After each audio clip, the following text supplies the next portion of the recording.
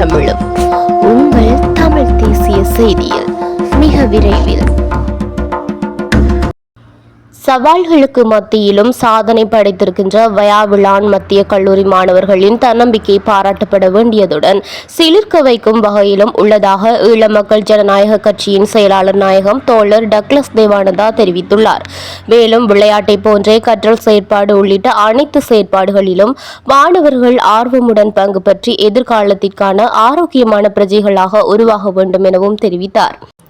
அண்மையில் அனுராதபுரத்தில் இடம்பெற்ற தேசிய மட்டத்திலான உதைப்பந்தாட்ட சுற்றுப்போட்டியில் 16 வயதிற்குட்பட்டோருக்கான பிரிவில் வயாவிளான் மத்திய கல்லூரி அணி முதலிடம் பெற்றுள்ளது. கடந்த கால அசாதாரண சூழல் காரணமாக வயாவிளான் மத்திய கல்லூரி தற்காலிகமாக உரும்பிராயில் இயங்கி வந்தது.